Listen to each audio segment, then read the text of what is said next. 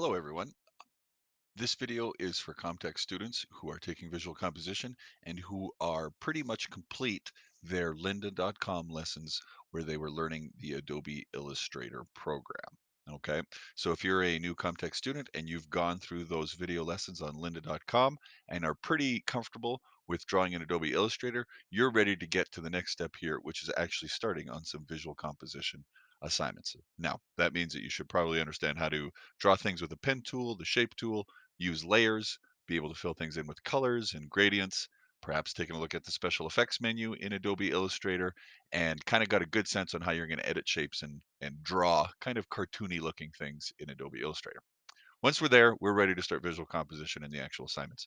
Now, you'll notice that I'm in the visual composition D2L course, not the communications technology course here, as you can see at the top of my screen. And what I'm going to do, like with all of our modules, all of the stuff that we need to take a look at within a module is always in the resources content section.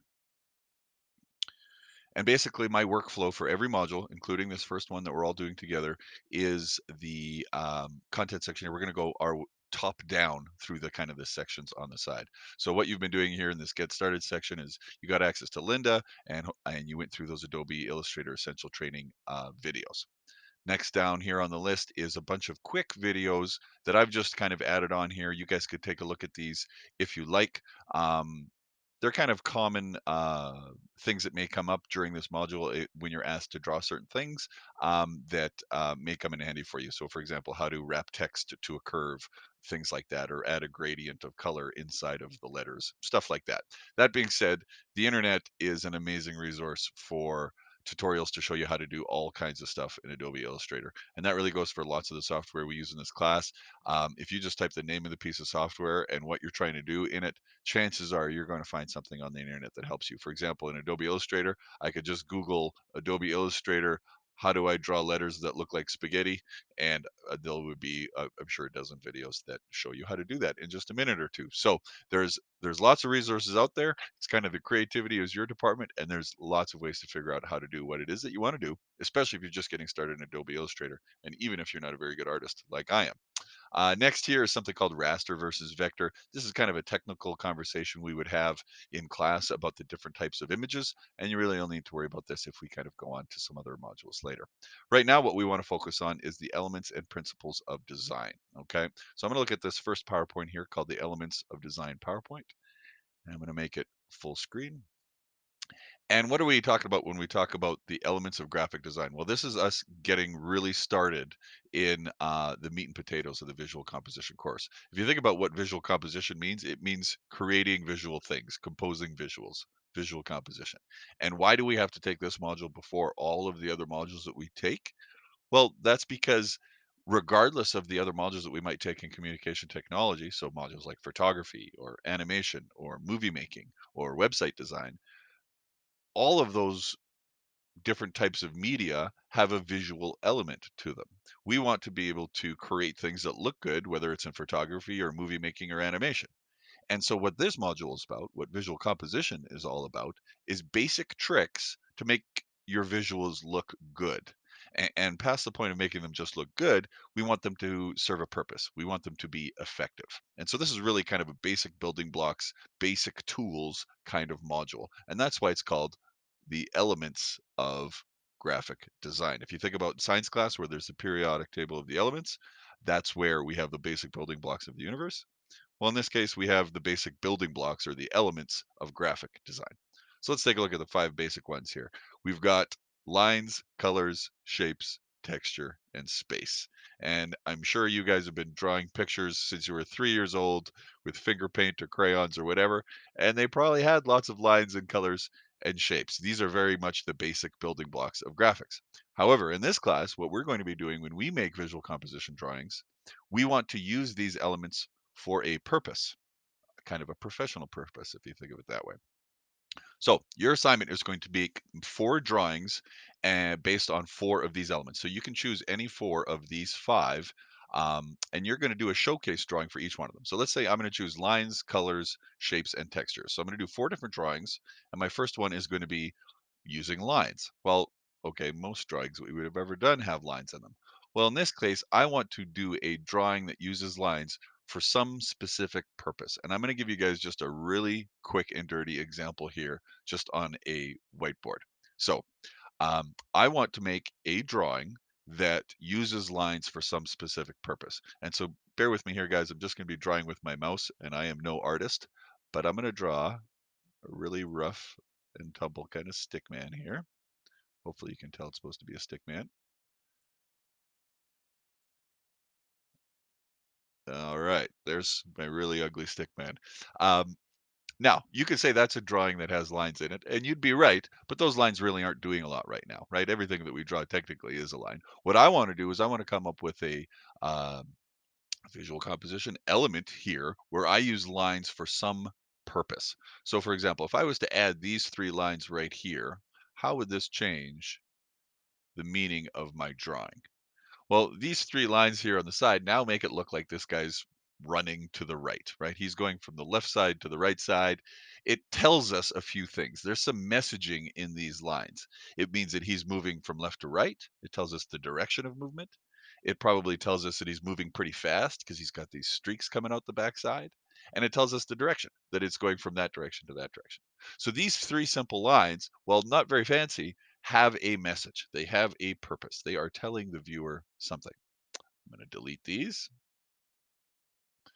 What would happen now if I take the same idea of three lines and I just change where they are? How does this change the meaning of my picture?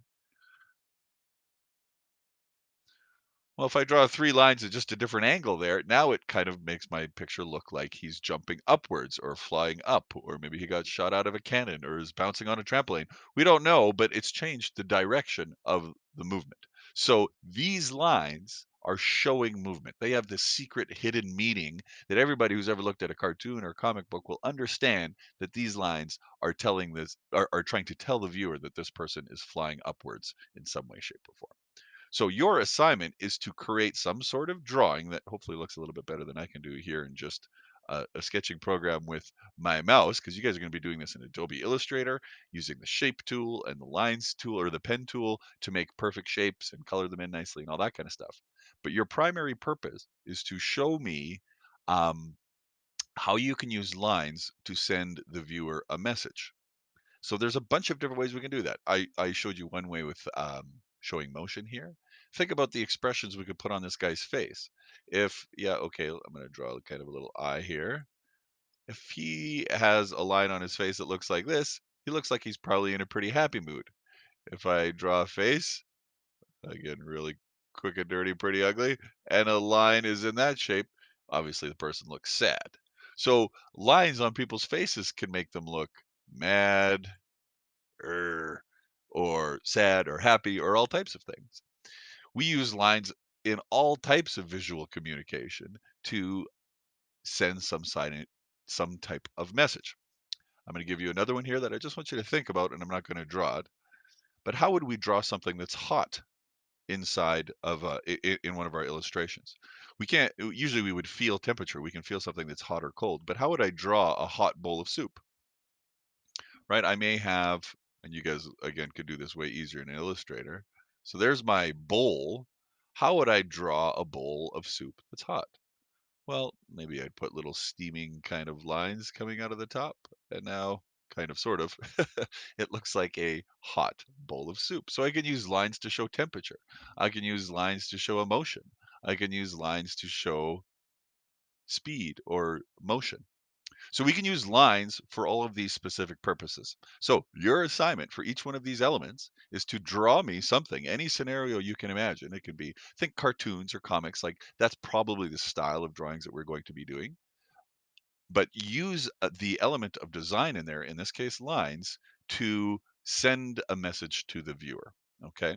And at the bottom of each one of your pictures, you're going to write at the very end, you're going to write me a description on the very bottom of each of your pictures that explains to me how you are using lines in your picture. And we're going to do one of these for each one. So if we go to our second element of design, color. Well, okay, of course, again, a lot of our um, drawings that we've done in our life have colors in them, and that could be beautiful and different colors, um, we like or different things that we draw on planet Earth have different colors. But in this case, we want to draw a scenario where one of the colors in my drawing has a specific purpose. For example, if I was to draw a tree, we would think, yeah, okay, I draw a tree, it's got green leaves, and a tree is just a tree. There's not any secret messaging going on there.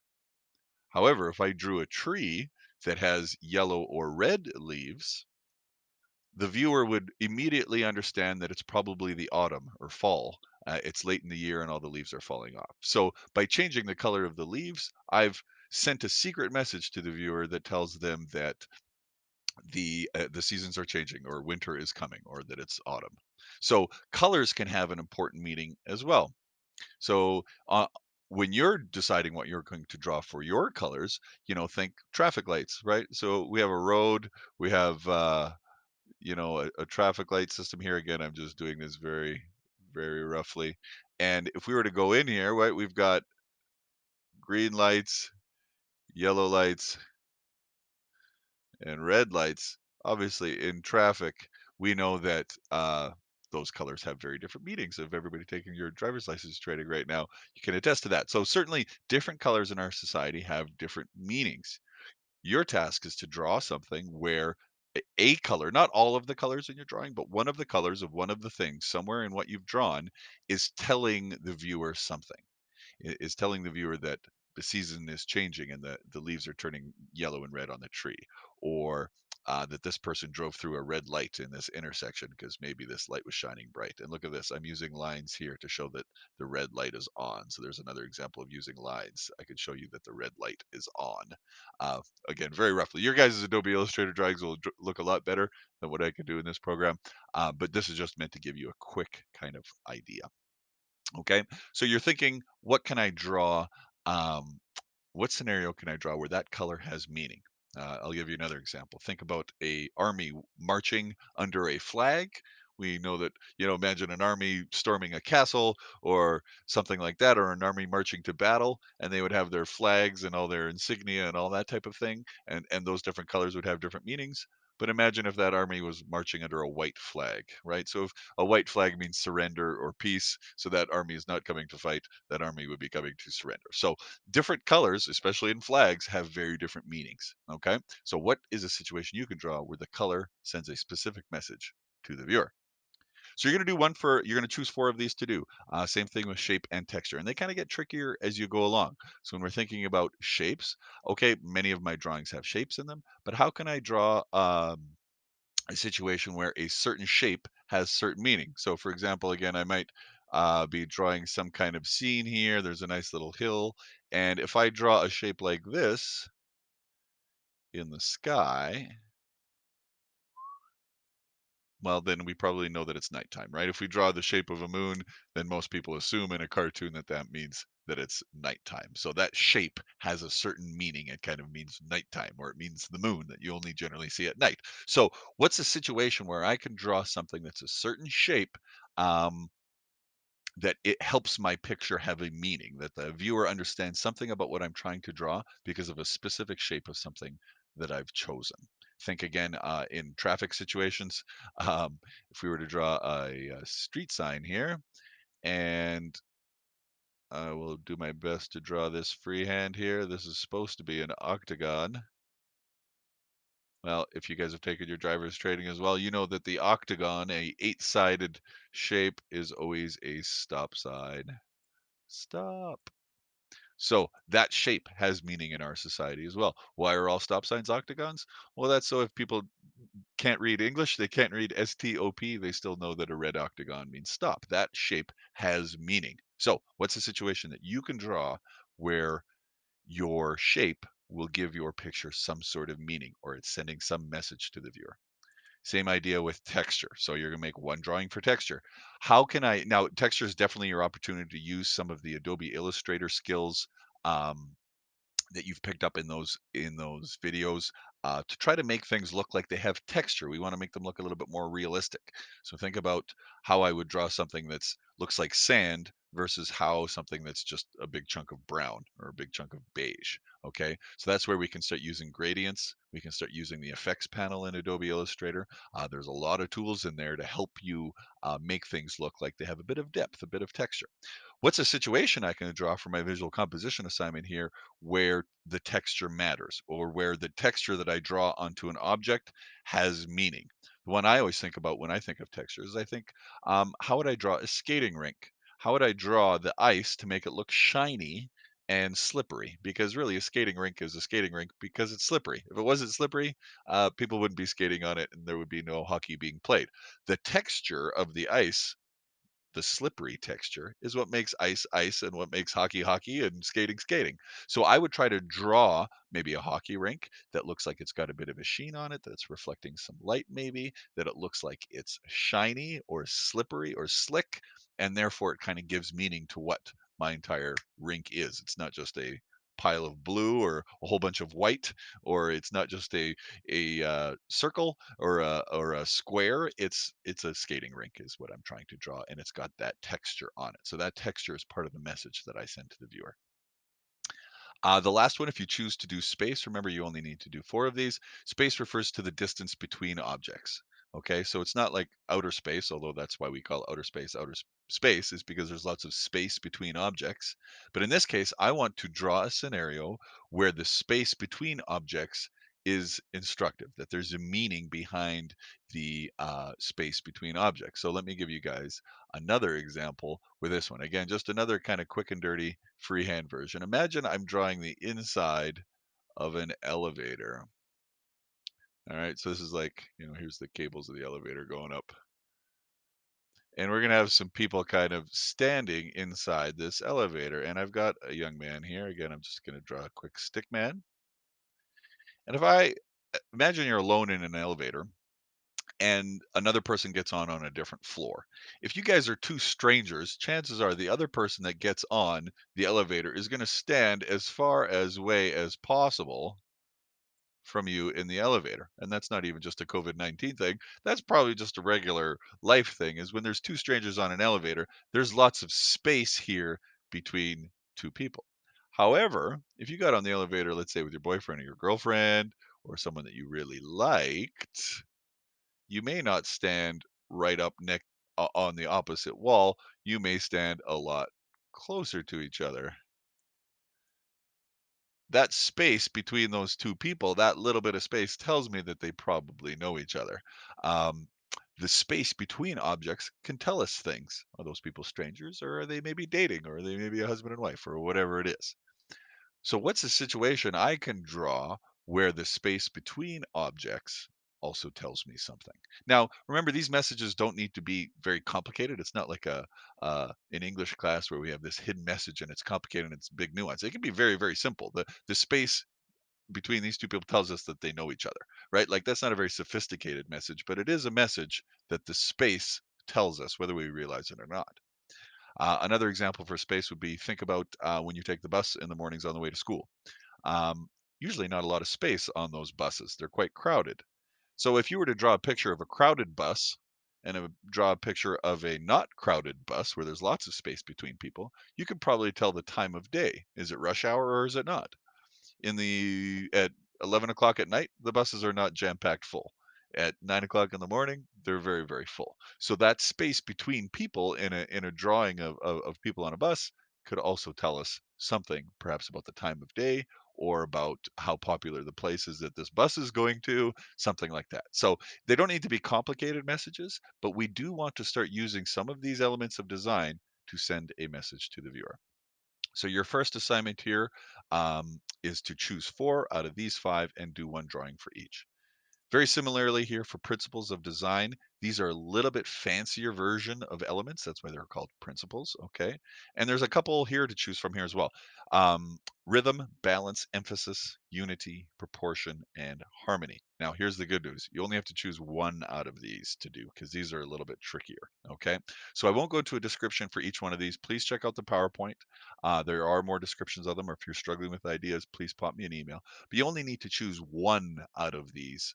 Um, to do a drawing on. And they are going to be a little bit more nuanced. They're going to be perhaps a little bit more metaphorical. Maybe I'll give you guys one example here with unity. Okay, how am I going to draw something that that says unity, that makes the viewer feel unity or get a sense of unity? Well, when I think of unity, I always think about sports. I'm a basketball coach, and I always think about when I feel a sense of unity is when all the players kind of put all their hands into the middle of a huddle and we go like 2-1 legends or whatever. So that picture of a bunch of basketball players all standing in a circle with their arms in the middle, the hands in the middle, to me says unity. So unity can mean different things to different people. Think a wedding ring between a husband and a wife could be a symbol of unity. There's lots of different things that may say unity. So what's a scenario you can draw where when that person looks at it, they're getting a sense of unity? So that's a general kind of overview of the elements and principles of design. Your assignment is to do 4 elements and 1 principle of design. So that's a total of 5 Adobe Illustrator drawings that you're doing. And these are kind of go a little bit slow here at the start because you are using Adobe Illustrator for the first time. Um, that's okay. I'd say each drawing should take you about 45 minutes, something like that in there once you're comfortable with the software. Um, as you go through it, make sure that you save all your documents carefully, give them good file names. So call them lines or shape or emphasis or unity or whatever they're going to be, and save all of those. And what we're going to do, you don't need to hand any of them in right away. Okay. What we're going to do at the end of the module is combine all of our drawings together into a portfolio and then hand just that portfolio in at the end. Okay. So for now, just save your files. Make sure you remember where you saved them into your documents folder or somewhere else on your computer. Maybe make a folder for all your Comtext stuff because there's going to be a bunch of files in this class and you want to keep everything organized. Um, so keep it organized by saving it in the right folder, giving it a good file name, and just hold on to them for now. And in a future video, I will show you guys how to create your portfolio, which is the actual thing that you'll hand in for the visual composition course. If you have any questions, please pop me an email. Other than that, you guys can get started on this. And I would say because there's about 5 drawings to do here, it should take you a total of about 5 hours. So about a week's worth of work there for you guys.